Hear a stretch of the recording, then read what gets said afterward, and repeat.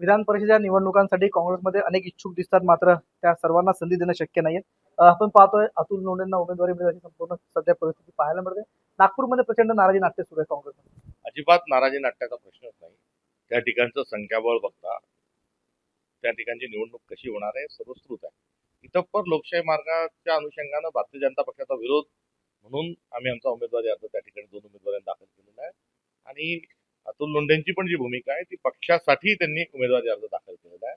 सत्तेची हवस नाही आणि पराभवाचं भय नाही, एकंदरीत ही भूमिका आहे. आणि त्याच भूमिकेच्या अनुषंगानं नागपूर या ठिकाणी आमचे सर्व त्या ठिकाणचे जे नेते आहेत ते संयुक्तिक निर्णय या अनुषंगाने घेतील. महायुतीमध्ये कोणीही उमेदवार एकमेकांच्या विरोधात लढणार नाही अशी भूमिका एकनाथ शिंदेनी घेतली खरी, मात्र भाजप त्याला कुठेतरी स्थान देईल असं वाटतंय. एकमेकांच्या विरोधात निवडणूक लढणार नाही भूमिका घेतली आहे, मात्र एकमेकांच्या विरोधात मतदान करू अशी त्यांची जी भूमिका आहे त्याचा प्रत्यय हा मतमोजणीच्या दिवशी आल्याशिवाय राहणार. अनेक ठिकाणी उमेदवार जे मोठ्या प्रमाणावर अर्ज दाखल करतात, मात्र या संपूर्ण विधान परिषदेसाठी ज्या पद्धतीनं काँग्रेसकडूनही मोर्चे बांधणी केल्या गेली पाहिजे किंवा नेमके अर्ज का भरले जात नाही, काय नेमकं अर्थ आहे? नाही, मुळात मुद्दा लक्षात घ्या की ही काही सगळ्या नागरिकातून आणि मतदारातून ही काही मतदान नाही, हे निवडणुका नाही. या लिमिटेड अत्यंत कमी वोटरमधून या निवडणुका आहेत. आणि घोडेबाजार जो आहे या निवडणुकीमध्ये खूप मोठ्या प्रमाणावर वाढलेला आहे. सुरू कुठेतरी दुर्दैवानं तो या आधीच झाला होता, मात्र यावेळेस सर्व ज्या सीमा या तोडून पैसा फेक तमाशा देख याचाच प्रत्यय या निवडणुकीमध्ये येत आहे. त्यामुळे ही इतर निवडणुकांसारखी निवडणूक नाही. ही निवडणूक घोडेबाजारांची आहे, पैशावर चालणारी आहे. आणि या एकंदरीत विकृतीला सत्ताधाऱ्यांनी खतपाणी घातलंय हे सत्य आहे. त्यामुळे पैसा फेक और जीत क्या हे कुठेतरी सूत्र या निवडणुकीत असल्यामुळे या निवडणुकीला सत्तेच्या इतर कोणत्याही भूमिकेतून न बघता किंवा यातून जे निवडणुकात निकाल येतील ते काही जनतेचा निकाल, जनतेचं मत हा मॅन्डेट त्याच्यामध्ये राहणार नाही. आता सत्तेची हवस असणाऱ्या आणि सत्तेचं संतुलन बिघडलेल्या परिस्थितीत सत्ताधारी मदमस्त झालेले आहेत.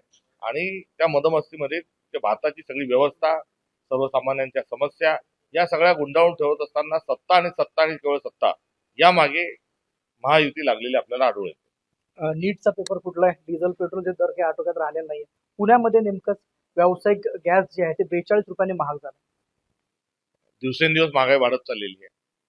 तरुणांना रोजगार नाही, विद्यार्थ्यांची पेपर फुटी होते, शेतकऱ्यांच्या शेतमालाला भाव नाही, बाजारामध्ये महागाई वाढलेली आहे, ज्या सिलेंडर गायब आहे, डिझेल गायब आहे, अशा या सगळ्या परिस्थितीमध्ये हे सरकार बदलल्याशिवाय गत्यंतर नाही, ही एकंदरीत असणारी परिस्थिती आहे.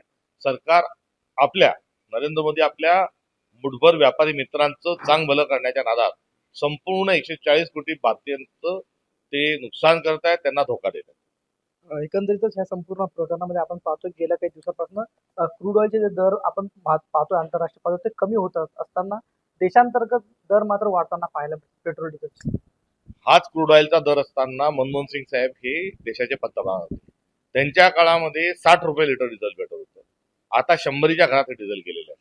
त्यामुळे त्यांना बोलत नाही असं म्हणत असणाऱ्या त्यांच्यावर आरोप झाले, त्यांचं दिवंगत आहे.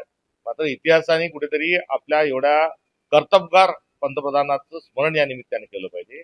आणि सध्या मोदी सरकारमध्ये तेवढीच क्रूड ऑइलची किंमत असताना भाव का वाढले आहेत, तर त्या ठिकाणी वॅटचा असेल, जीएसटीचा असेल, हा फटका कुठेतरी बसतोय. या दरम्यानच्या काळात ऑइल कंपन्यांनी 77,000 कोटी रुपयाचा नफा कमवला, तर मोदींच्या मित्र असणाऱ्या ऑइल कंपन्यांनी देखील रगड पैसा मिळवला.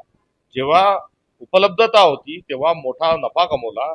आज कुठेतरी टंचाई सदृश्य परिस्थिती आहे, त्यावेळेस सरकारने टॅक्स माफ करावे आणि ऑइल कंपन्यांनी त्यांनी कमवलेल्या नफ्याच्या अनुषंगाने त्या ठिकाणी कुठेतरी सवलत द्यावी, ही मागणी आहे. मात्र सरकारला याच्याशी काही देणं घेणं नाही.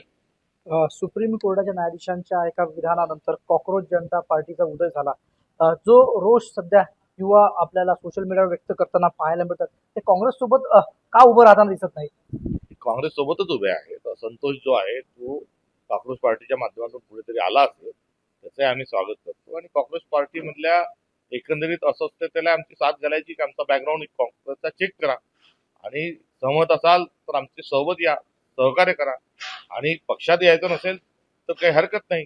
एकंदरीत मोदीच्या विरोधात आपण सर्वांनी मिळून लढलं पाहिजे आणि देश वाचवला पाहिजे, ही आजची आवश्यकता आहे. त्या आवश्यकतेच्या अनुषंगाने आम्ही त्यांना साथ घालतो. जे कॉक्रोच जनता पार्टीच्या निमित्तानं दीपके नामक एक व्यक्ती पुढे आले, त्यांना काही तुम्ही आव्हान द्याल का या निमित्तानं?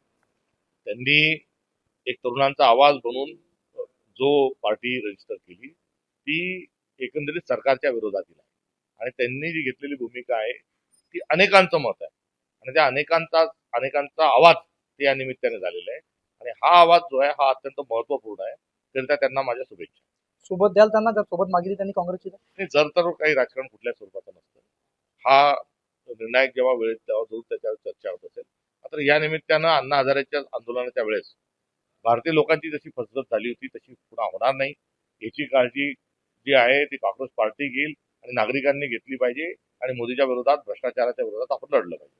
निश्चितच ते होते हर्षवर्धन सपकाळ. एक मुद्दा त्यांनी आपलं मत या ठिकाणी मांडलं. मात्र कॉक्रोच जनता पार्टीच्या बाबतीत मत व्यक्त करत असतं, मत आपलं मांडत असताना त्यांनी कॉक्रोच जनता पार्टीचं काम चांगलं असं सांगितलं. मात्र जे अण्णा हजारांच्या आंदोलनादरम्यान घडलं तेच नेमकं या कॉक्रोच जनता पार्टीच्या बाबतीत घडू नये असं देखील मत त्यांनी आपल्याशी बोलताना व्यक्त केलं. प्रफुल्ल खंडार, जय महाराष्ट्र न्यूज, बुलढाणा.